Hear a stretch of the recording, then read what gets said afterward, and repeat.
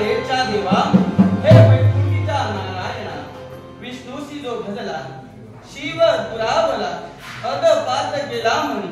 हरिहर वेलांटीचा केला विष्णूशी उदय शिव शिवस्य उदय विष्णू या दोन्ही उभयताना नमस्कार झाल्यावर राजा चंद्रभानू या अवंतीच्या राजप्रसादा केव्हाही प्रारंभ केला अग्रे जीवितम लोके अग्रे धनयवनी असतील पुत्रदानुष धर्मकीर्ती स्थिरम होय प्रत्येक माणूस हा शाश्वत आहे माणसाजवळ असलेले धन माणसाजवळ असलेली संपत्ती सारे काही अशाश्वत आहे मग या जगात शाश्वत ते काय माणसानं आचरणात आणलेला धर्म आणि त्याचबरोबर अगदी तंतोतंत संपादन त्याच कीर्तीच्या उत्तमय शिखरावर विराजमान होण्यासाठी आम्ही जीवनात सत्यम सुंदरम या प्रयत्नावर नियमाने अगदी लेख लधामाने आणतो की राजकीय या साऱ्या वाक्यांना योग्य तो न्यायदान करण्यात आला हा राजकर्ता आपल्या जीवनात करतो न्यायाच्या जागी अन्याय धर्माच्या जागी अधर्म आमच्या जीवनात आम्ही केव्हा या साऱ्या गोष्टीचा आम्ही श्रेय कोणाला देऊ बरोबर ज्या माऊलीनं हा हरामावचा रक्षाचा गोळा जिना आपल्या उथरी जतन करून अगदी प्रसिद्ध काळात जन्म मरणाच्या यातना सहन करून आम्हाला जन्म दिला तीच माझी आई सारखे दैवत साऱ्या जगतावर नाही आई माझा तू आई कल्पतरू विद्येचा सागर आई माझी मेल्यानंतर सुद्धा प्राप्त पुण्याची गणना जलाशय होत आम्ही मेल्यानंतर जर का मला नरकात जावं लागलं तर या गोष्टीचं दुःख मला केव्हाच होणार नाही मला माहितीये का कारण आम्ही जन्माला येण्यापूर्वी जो 9 महिन्याचा कालावधी म्हणजे माझ्या मातेचा गर्भ तोच माझा स्वर्ग ज्या गर्भात आम्ही 9 महिने आकार घेतला आ म्हणजे आधी ई म्हणजे ईश्वर अगदी त्या ईश्वर नतमस्तक होण्याआधी माझा सर्वप्रथम नमस्कार माझ्या प्रथम गुरुला मातृदेवो भव मातृदेवो भव मातृदेवो भव बरोबर त्यांच्या पवित्र ध्येयापासून आम्ही जन्म घेतला अगदी सत्य असत्य न्यायनीती धर्म अधर्म या साऱ्या गोष्टीचा तंत्र न्याय ज्या महापुरुषांना आम्हाला बहाल केलं एवढंच नव्हे या विश्वाच्या ठाई 2 बोटांना जाऊन सारं विश्व लागलं म्हणजे आमची पितृ देवता त्या माझ्या पितृ देवतेला कोटी कोटी प्रणाम कोटी कोटी प्रणाम कोटी कोटी प्रणाम तुझा गोडा शरण मनोमनी टाकला मनाला समाधान व्हायचंय मन हर्षवैत बनलंय पण काही का असेना आजच्या दिनी काही क्षण राज्यभागाचा त्याग करावा हा निसर्गाच्या दिसलेला या निघालो समोर दिसले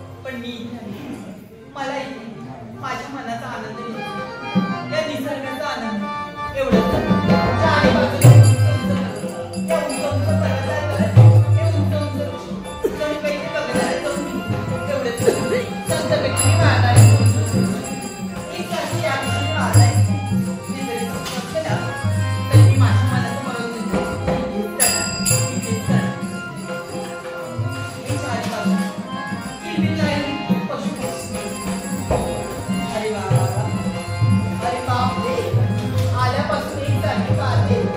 त्या